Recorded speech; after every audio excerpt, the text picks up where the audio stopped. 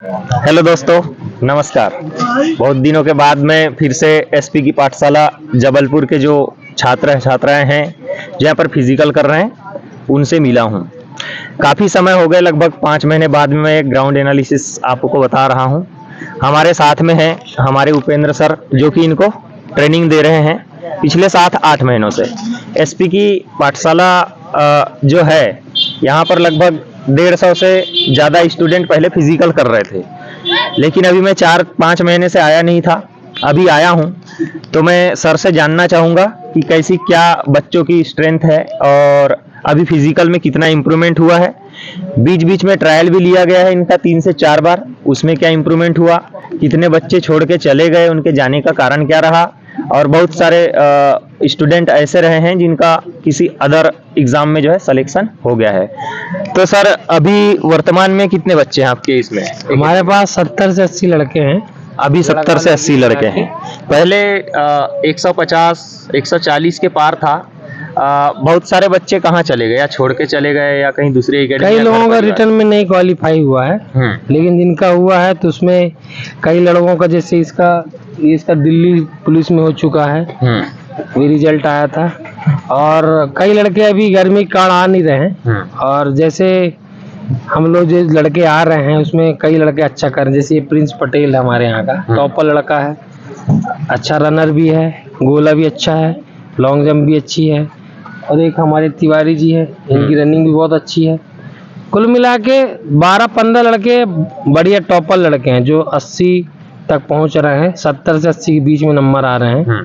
10-12 लड़के हैं हमारे पास ऐसे। और अभी कई लड़के 60 से 70 के बीच में हैं और कई 50 से 60 के बीच में। तो जैसे हमने देखा है कि YouTube पर जैसे अपन बहुत सारे वीडियोस देखते हैं, तो उसमें पता चलता है कि कुछ जैसे मैंने वीडियो डाल दिया बच्चों के एनालिसिस बता करके, तो अभी कुछ बच्चे कमेंट कर देंगे ये 70-80 क्या नंबर है। नंबर तो हमारे वहाँ एकेडमी में आके देखो 90-95 से नीचे नहीं आ रहे हैं। तो क्या ये संभव है? संभव नहीं है ये।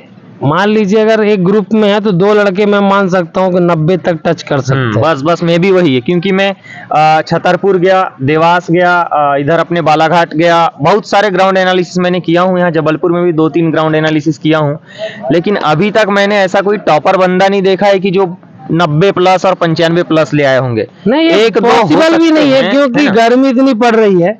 जो लड़का अच्छी रनर था, जो 2:20 लाता था, वो 2:25 उसकी टाइमिंग हो गई है। इतनी हीटिंग हो रही है, बॉडी इतना ऑब्जर्व नहीं कर रही। अगर वो रनिंग अच्छी कर लेगा तो लॉन्ग जंप उसकी अच्छी नहीं आएगी। अगर लॉन्ग जंप भी दोनों अच्छा कर लेगा तो मैं पॉसिबल बोल सकता हूँ कि उसको गोला नहीं जाएगा। तो आप जो भी यह वीडियो देख रहे हैं और फिजिकल करके डिमोटिवेट हो चुके हैं, उनके लिए भी यह वीडियो बहुत कारगर साबित होने वाला है। क्यों? क्योंकि मैं सर से मिलने से पहले बच्चों से भी एक बार रूबरू हुआ था, बात किया था। बच्चे बोल रहे थे कि हमारा भी 3-4 बार ट्रायल हो चुका है, 5-6 बार से ज़्यादा ट्रायल हो चुका है, जिसमें तीनों इवेंट्स बिल्कुल कम समय, मॉर्निंग के समय में जाकर के तीनों इवेंट्स कर रहे हैं। वो भी किस ग्राउंड में कर रहे हैं? रांझी ग्राउंड में कर रहे हैं, जहां पर आपको फिजिकल देना है। ठीक है, हमारा 2018 का फिजिकल उसी रांझी ग्राउंड में ही हुआ था। बहुत बढ़िया ग्राउंड है और बिल्कुल गिना हुआ ग्राउंड है, 800 मीटर का। फिर भी बच्चे बोल रहे थे कि 70 प्लस वाले लड़के 5-7 लड़के हैं बस। अब बताओ, 70 में से 5-7 से 8-10 लड़के ऐसे हैं जो 70 प्लस जा रहे हैं, तो बाकी कहीं ना कहीं 50 और 70 के बीच में, 50 और 60 के बीच में ही आ रहे हैं। तो इससे आपको अंदाजा लगा लेना है कि फिजिकल हर किसी का एकदम तगड़ा नहीं है। जिसका फिजिकल तगड़ा है तो कहीं ना कहीं रिटर्न में कम है, कहीं ना कहीं रिटर्न में ज्यादा है तो फिजिकल में कम है। इस प्रकार से सब मेल जोल खा करके आपका कम से कम में कट ऑफ बनेगा। इतना भी कम में नहीं बनेगा, लेकिन फिर भी आपको हिम्मत नहीं हारनी है। और रही सवाल, सर अभी देखने मिल रहा है बहुत सारे लड़कों को लग रहा है कि कब होगा फिजिकल। ठीक है, लेकिन इनके साथ में समस्या ये हो गई है कि 13% और जो 87% वाला मामला है, ये चला गया है कोर्ट में। मैंने इसी पर एक वीडियो बनाया था कल वाला। उस वीडियो में बच्चों के कमेंट्स आए कि सर अगर ऐसा हुआ तो फॉरेस्ट का क्यों हो रहा है। ठीक है, यदि ऐसी बात है तो एमपीपीएससी वाले ने क्यों कर दिया 1387 का। तो देखिए भाई, आप लोगों की जानकारी के लिए मैं बता दूं, फॉरेस्ट में एक कहना चाहिए फर्स्ट फेज होता है, उसके बाद में सेकेंड फेज में पैदल चाल होती है और ज्वाइनिंग होती है। ठीक है, उसमें 1387 के अगर मीटर रहा भी है, लेकिन बच्चों को उसमें कोई आपत्ति नहीं थी, ठीक है, इसीलिए किसी ने रिट पिटीशन वगैरह लगाया नहीं, तो मामला कोर्ट तक पहुंचा नहीं, इसीलिए वो मामला खत्म। दूसरी बात मैं बता दूं, जो एमपीपीएससी वाला मामला है, तो एमपीपीएससी में पहले प्री होता है, इंटरव्यू होता है, उसके बाद मेंस होता है, प्री मेंस और इंटरव्यू और फाइनल सिलेक्शन होता है। तो उनको जो है इंटरव्यू के बाद में रोका हुआ है, ठीक है, 87-13% में। तो अगर से कोई पद छोड़ देता है तो सीधे वो भर्ती हो जाएंगे, या केस जनरल के पक्ष में आ जाता है या ओबीसी के पक्ष में आ जाता है, तो जो 13% की लिस्ट में है उनमें उसका नाम आ जाएगा। अब रही सवाल कि आपका एमपी पुलिस का क्यों कोर्ट में पहुंच गया है केस, उसके पीछे मामला यह है कि आप जान रहे होंगे कि दिनेश चौहान सर कुछ चिटपुट पैसे लेकर के केस दायर कर रहे हैं, तो ये बिल्कुल इसमें आपत्ति है, इसीलिए मामला कोर्ट तक पहुंचा हुआ है। अब जब तक कोर्ट से मामला क्लियर नहीं होगा तब तक के आपका रिजल्ट मुश्किल है सेकेंड फेज का।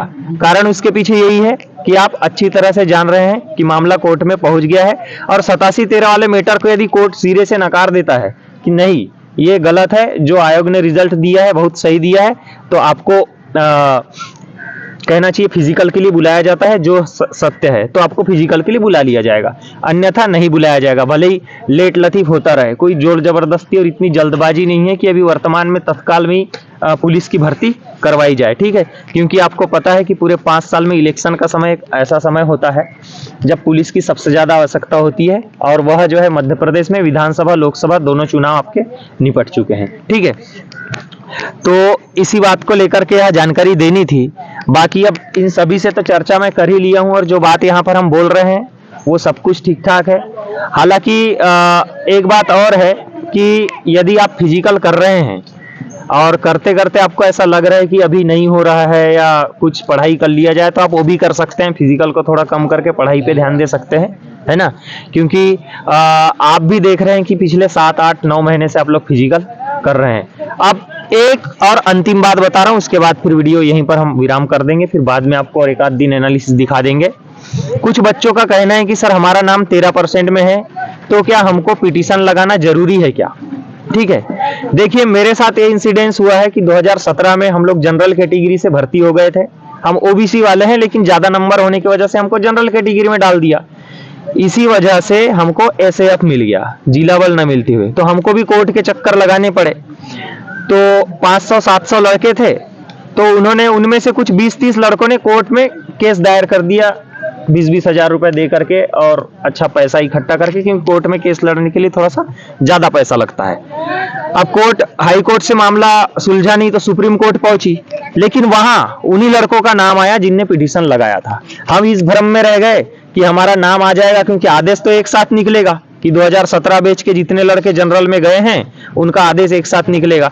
तो मुझे लगता है कि यदि आपका नाम 13% में है और आप भी चाहते हैं कि 1000-2000 रुपए खर्च करके पिटीशन लगा दिया जाए, तो आप लगा सकते हैं। कहीं ऐसा ना हो जाए कि जितने लोग पिटीशन लगाएंगे 100, 500, 2000, 3000 लोग, केवल उन्हीं का नाम आए और बाकी का नाम ना आए, ठीक है। इसीलिए आपका पिटीशन लगाना जरूरी है। कि पिटीशन नहीं लगाते हैं तो उसका मतलब यह है कि विभाग को यह पता है कि इसमें कोई आपत्ति नहीं है 1387 में, और यदि आप लगा देते हैं, कोर्ट में केस लगा देते हैं, तो विभाग को लगेगा कि हाँ बंदे को प्रॉब्लम है और वो जो है इस मैटर से संतुष्ट नहीं है, इसीलिए वो आपको अगली उसमें फिजिकल के लिए बुला सकता है। चलिए आज के लिए धन्यवाद। आप कमेंट करिएगा आज का यह सेशन आपको कैसा लगा है। आगे की जानकारी आपको समय समय पर मिलते रहेगी, और फिजिकल के लिए आप चिंता मत करिए, कल भी अगर डेट आ जाए तो कल भी देने के लिए तैयार है। 8-9 महीने से आप फिजिकल कर रहे हैं, बशर्ते ऐसा होगा नहीं। चलिए धन्यवाद, जय हिंद।